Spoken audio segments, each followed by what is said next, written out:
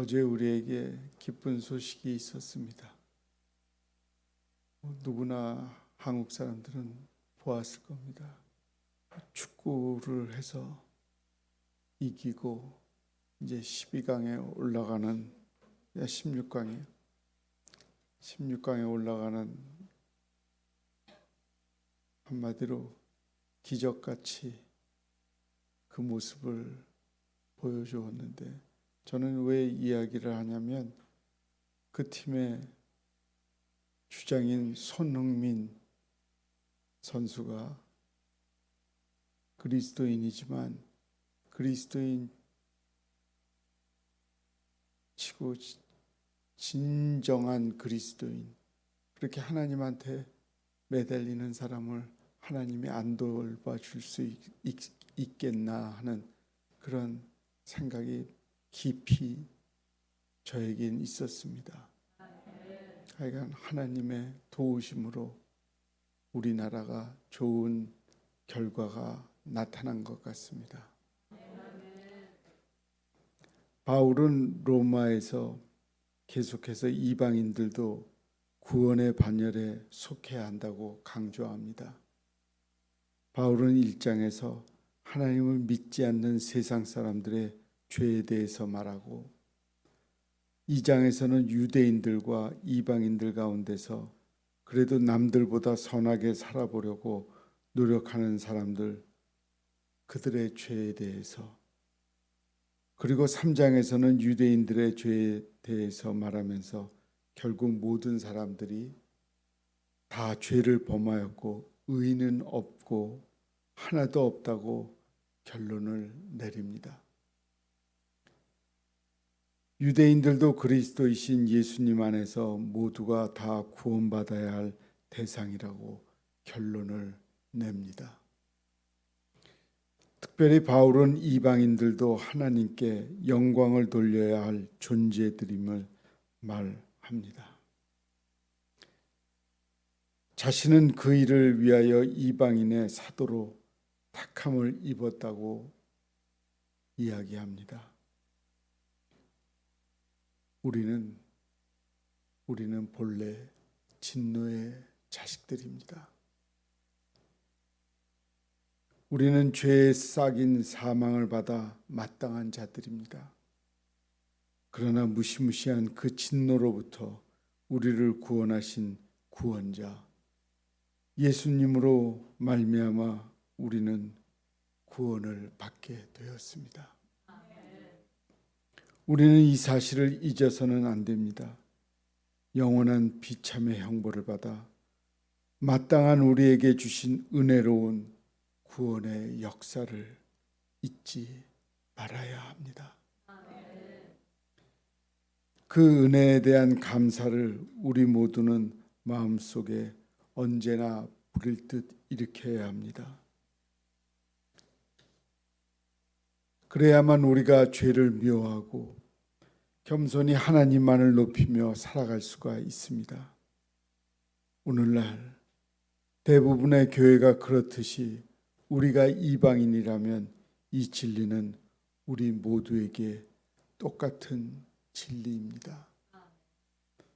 하나님께서는 그리스도이신 예수님을 떠나서는 이방인에게 아무런 소망이 없다는 것을 말씀합니다. 이방인들은 유대인들이 가졌던 여러 가지 유익한 덕목이 주어지지 않았습니다. 유대인들에게는 하나님의 말씀이 주어졌습니다. 로마서 9장 4절과 5절입니다.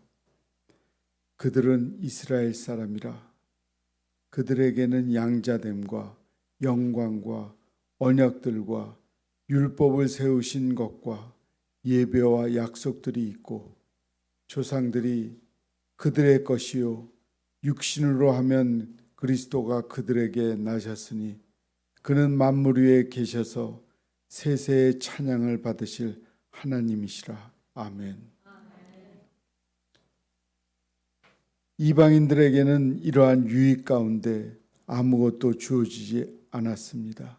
오히려 그들은 그리스도 밖에 있었고 이스라엘 나라 밖의 사람입니다. 약속의 언약들에 대하여 외인이요 세상에서 소망이 없고 하나님도 없는 자들이었습니다. 이것은 참으로 냉혹한 말이 아닐 수가 없습니다. 그러나 이런 사실은 하나도 틀림이 없습니다. 이방인들은 소망도 하나님도 없었습니다. 그것은 오늘 세상의 모든 사람들, 하나님을 알지 못하는 사람들의 현실입니다. 하나님께서는 그러나 이방인들도 그리스도이신 예수님 안에서 참 소망을 갖게 되었다고 말씀하십니다. 예수님께서는 유대인들만 구원하러 이 땅에 오지 않았습니다. 그는 모든 사람들의 죄와 사망에서 구원하시고자 이 땅에 오신 구세주이십니다.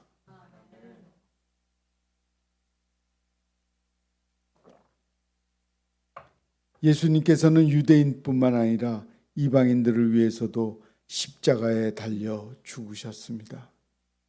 바울이 로마 교회 안에서 이방인 신자들을 경멸하려는 유대인 신자들에게 하나님께서 이방인들을 받으셨으므로 그들도 이방인들을 거절할 수 없다고 말하고 있는 것이 바로 이 때문입니다.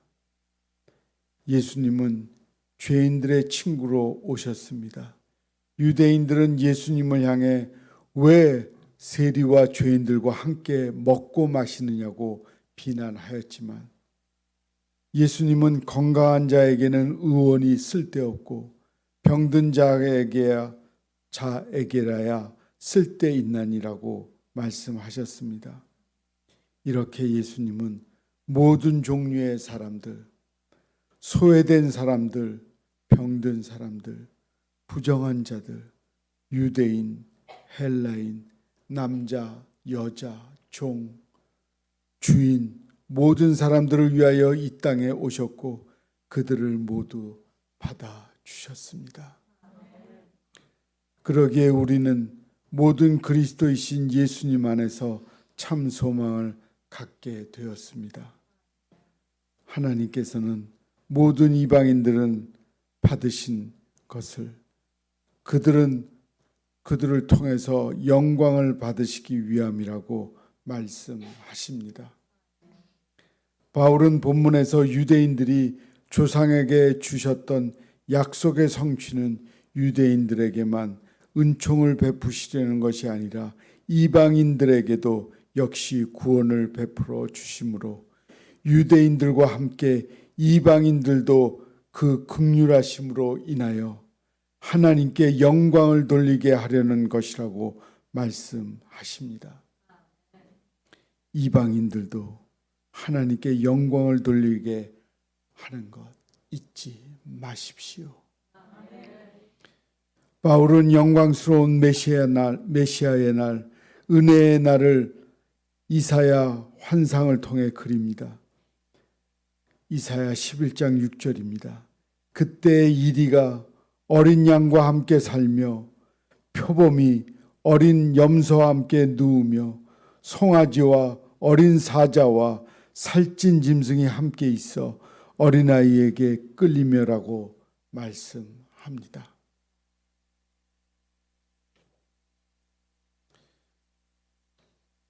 그리고 그날 이새의 뿌리에서 한 싹이 나서 만민의 기치로 설 것이요 열방이 그에게 돌아오리니 그가 거한 곳이 영화로우리라.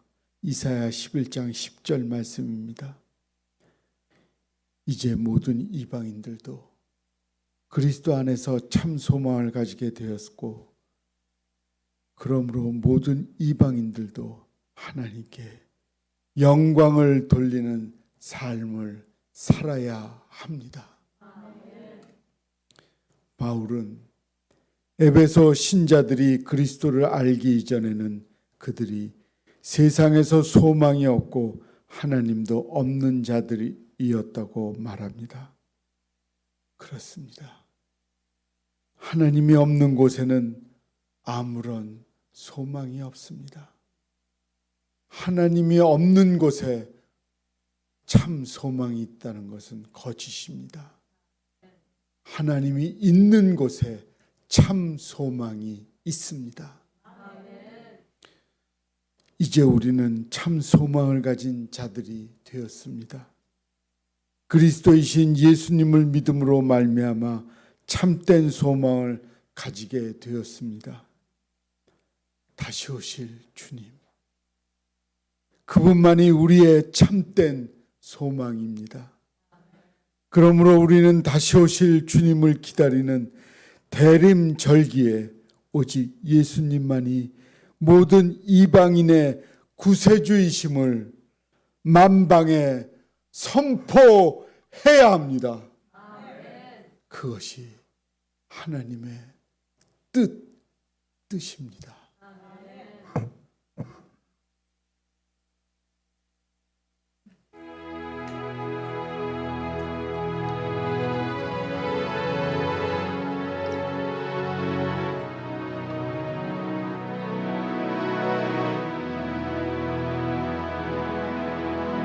예수 가장 귀한 그 이름, 예수 언제나 기도 들으사, 오 예수 나의 손 잡아주시니 가장 귀한 그 이름,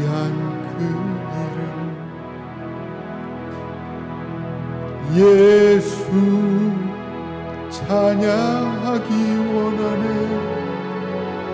예수 처음과 나중 되시는 오 예수 날 위해 고통당하신 가장 귀한 그 이름. 다 같이 하죠. 예수 왕의 왕이 되신 주 예수, 당신의 끝없는 사랑, 오 예수 목소리 높여 찬양해 가장 귀한 그 이름. 예수 가장 귀한 그 이름. 예수 가장 귀한 예수 언제나 기도 들으사, 오 예수 나의 손 잡아주시는 가장 귀한 그 이름. 예수 찬양하기 원하네. 예수 처음과 나중 되시는 오 예수 날 위해 고통당하신 가장 귀한 그 이름. 예수 왕의 왕이 되신 주, 예수 왕의 왕이 되신 주, 예수 당신의 끝없는 사랑, 당신의 끝없는 사랑, 오 예수 목소리 높여 찬양해 가장 귀한 그 이름. 기도하겠습니다.